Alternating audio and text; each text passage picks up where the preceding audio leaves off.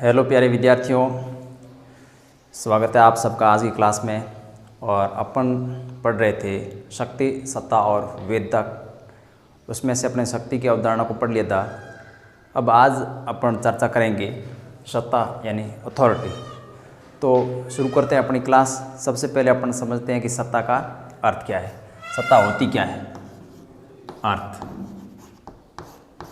सत्ता इन जिसको कहते हैं अथॉरिटी। तो सत्ता किसी व्यक्ति, संस्था, नियम, आदेश का वह गुण होता है जिसको सही मान करके उसके आदेशों का पालन किया जाता है।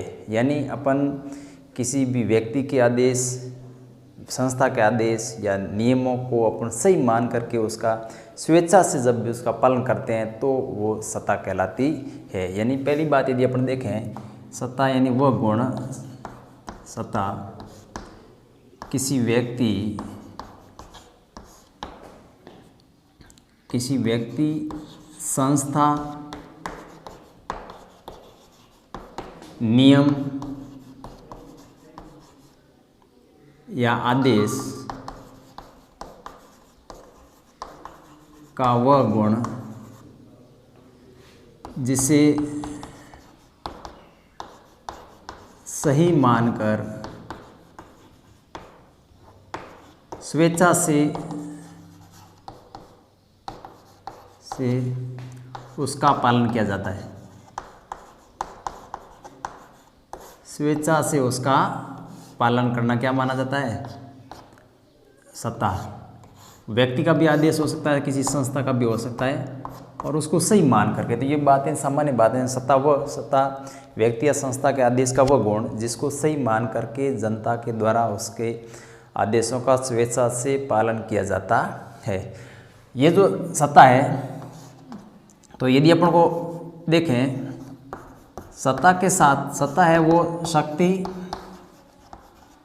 शक्ति के साथ जब वैधता जुड़ जाती है, लेजिटिमेसी, ठीक है, शक्ति के साथ जब वैधता जुड़ जाती है तो वो कहलाती है सत्ता। ये बात याद करना, शक्ति के साथ जब वैधता जुड़ जाती है तो वो कहलाती है सत्ता। और ये जो, या इसको दूसरे शब्दों में कहें, वेद शक्ति सत्ता है, तो भी कोई दो राय नहीं है। जो शक्ति है, शक्ति के साथ जो वेद था तो वो जाति सत्ता है, जिसको अपने ये कह सकते हैं वेद शक्ति सत्ता है।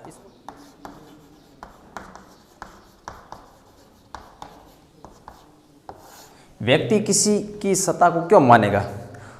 तो ये सत्ता है, इसको मानने का आधार, यानी अपन जो अर्थ में पढ़ा था कि व्यक्ति है, सत्ता के आदेशों को पालन करते हैं इच्छा से, लेकिन मतलब वो कौन कौन से आधार है जिसके आधार पर कोई भी किसी की सत्ता को स्वीकार करता है। तो अपने यदि बात करें तो सबसे पहला जो आधार है वो विश्वास।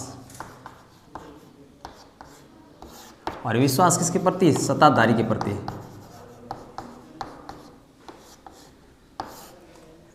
सत्ताधारी के प्रति जनता का जितना ज़्यादा विश्वास होगा उतना ही वो सत्ता ज़्यादा समय तक चलेगी। यानी यदि सत्ताधारी पर जनता का कोई विश्वास नहीं है, इसका मतलब वो सत्ता है वो ज़्यादा समय तक चलने वाली नहीं है।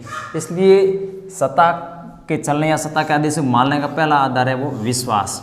आपको सत्ताधारी पर कितना विश्वास है? यदि आपको सत्ताधारी पर विश्वास है तो आप उस सत्ता का पालन करेंगे या उसके आदेशों का पालन करेंगे। और यदि आपका विश्वास उस पर नहीं है तो फिर वो सत्ता ज़्यादा समय तक चलने वाली नहीं है। दूसरा अपने यदि आधार देखें, लोकहित। सत्ता का जो दूसरा आधार है वो लोकहित यानी जनहित है। यानी सत्ता के जो आदेश है, नियम है, जो कानून है, वो कितना कल्याणकारी है। लोग सत्ता के आदेशों का पालन इसलिए भी करते हैं कि जो सत्ता के आदेश, नियम या कानून है वो जनहितकारी होते हैं, इसलिए वो जनहितकारी, लोकहित या जनहित। यदि उसके आदेशों से, सत्ताधारी के आदेश या कानूनों से जनता का हित या लोकहित या कल्याण नहीं हो रहा है तो फिर वो जनता है उस सत्ताधारी के आदेशों का पालन नहीं करेगी। तो ये हो गया लोकहित। एक है एक रूपता।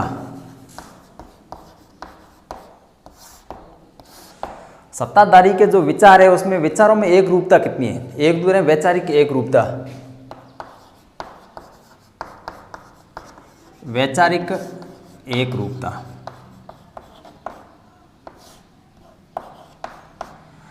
जो सत्ताधारी दल है या जो सत्ता जिसके पास में है उसके विचारों में कितनी एक रूपता है, उसने जो घोषणाएं की है या जो भी वो काम कर रहा है उस वो कितनी एक रूप है, यानी जितनी सत्ताधारी की वैचारिक एक रूपता होगी उतनी ही वो सत्ताधारी है वो ज़्यादा ताकतवर होगा। तो वैचारिक एक रूपता होनी बहुत जरूरी है। इसलिए जो भी राजनीतिक सत्ताएं हैं वो वैचारिक एक रूपता रखने के लिए अलग अलग विचारधाराओं का सहारा लेती है, जैसे समाजवाद कर लो या उदारवाद कर लो, पूंजीवाद जो भी है, तो वो अलग अलग विचारधाराओं को अपने मानती है जिससे उसकी वैचारिक एक रूपता बनी रहती है। और सत्ता का आधार यदि और अपन बात करें कि सत्ता का आधार क्या है, तो उस सत्ता के आधार में अपन यदि देख लें तो एक आधार और भी है, उसको कहेंगे दबाव।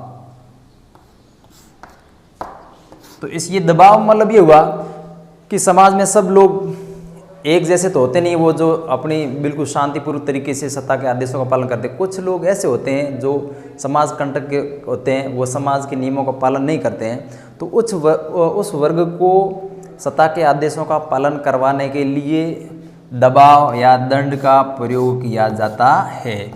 तो ये सत्ता के चार आधार थे। इन चार आधारों के आधार पर कि आज सवाल है कि सत्ता के कौन कौन से आधार है, तो विश्वास, लोकहित, एक रूपता और दबाव। सत्ता के आधारों के बाद अपन बात करते हैं सत्ता के प्रकारों पर।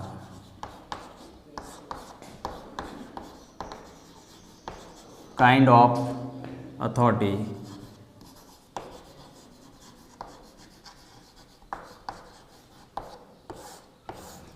तो पहला जो प्रकार है वो आता है परंपरागत सत्ता।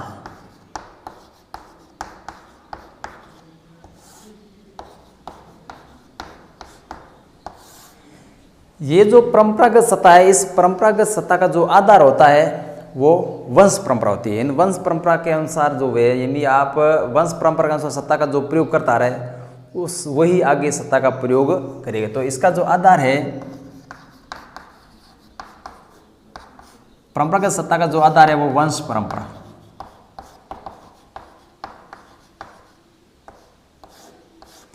अपन देखते हैं घर में जो बुजुर्गों की जो सत्ता है वो वंश परंपरा पर आधारित है। घर में जो बुजुर्ग होगा वही घर का नेतृत्व करता है, ये पीढ़ियों से चलता आ रहा है। तो ये मतलब परंपरागत सत्ता के अंतर्गत आता है। यदि अपन राजा महाराजाओं के शासन को देखें तो उसमें भी ये होता है कि राजा के बाद में उसकी जो वंश परंपरा में आगे जो होगा वही करेगा, उस सत्ता का प्रयोग वही करते रहेंगे जो पीढ़ियों से चलता आ रहा है। तो ये जो वंश परंपरा पर इसका आधार होता है। घर में जो बुजुर्ग या वृद्धजनों की जो सत्ता है ये परंपरागत सत्ता है। या राजा जो सत्ता या राजशाही में जो वंश परंपरा के अनुसार चलता आ रहा है वो सत्ता है, वो आती है परंपरागत सत्ता। अब इस परंपरागत सत्ता में एक और बात है कि परंपरागत सत्ता में बुद्धि और तर्क का कोई महत्व नहीं है। ये मतलब बुद्धि और तर्क का कोई महत्व नहीं, बुद्धि व तर्क का कोई महत्व नहीं।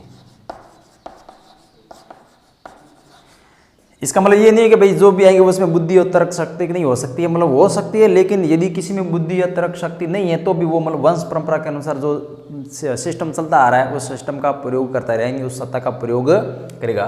तो जो परंपरागत सत्ता है उसमें मुख्य तौर पर आपको तीन बातें याद रखनी है। तो एक तो इस सत्ता का जो आधार है वो वंश परंपरा है।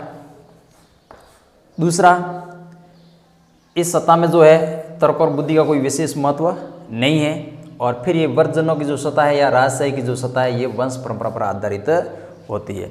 अब यदि अपन बात करें सत्ता के यदि और अन्य प्रकारों का तो अपन देखते हैं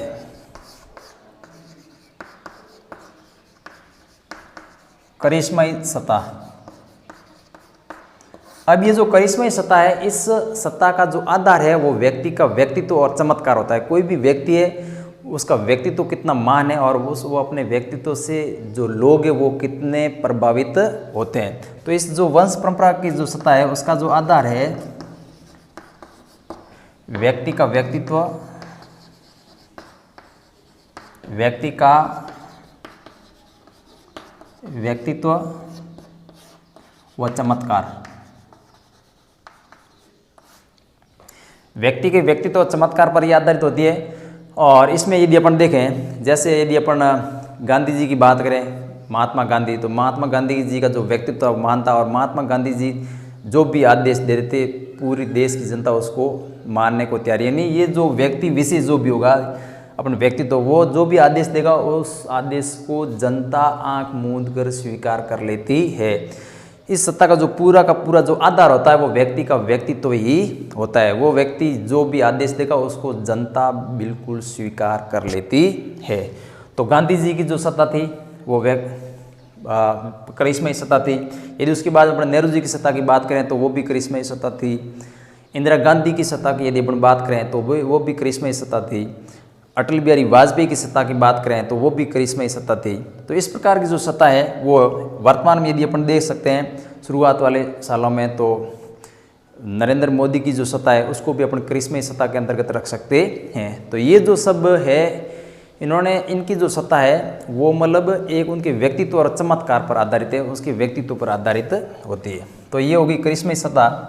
और अपन और बात करें कानूनी सत्ता की, कानूनी सत्ता। अब ये जो कानूनी सत्ता है, इस कानूनी सत्ता का जो आधार होता है वो होता है पद। इसमें ये होगा कि जिस पद पर जो व्यक्ति बैठा होगा वही उसका पद का प्रयोग करेगा। कानूनी सत्ता का जो आधार है, इस सत्ता का आधार है वो है पद। यानी एक पद पर जो व्यक्ति बैठा है, जैसे माना कि जिला कलेक्टर की जो सत्ता है, तो ये अब उस पद पर जो व्यक्ति बैठा होगा वो कानूनी सत्ता का प्रयोग करेगा। या फिर अपन कोई भी कह सकते हैं, विद्यालय की बात करें तो प्रिंसिपल की जो सत्ता है, या फिर अलग अलग जो पद है उन पदों पर जो जो व्यक्ति बैठे हैं वो व्यक्ति उस सत्ता का जो प्रयोग कर रहे हैं वो पद की वजह से कर रहे हैं। उस पद पर यदि वो नहीं रहेंगे तो फिर उस सत्ता का प्रयोग नहीं कर पाएंगे। तो उस पद पर जितने समय तक कोई व्यक्ति विशेष बैठा रहता है वो उस सत्ता का जो प्रयोग कर रहा है वो सत्ता कहलाती है कानूनी सत्ता।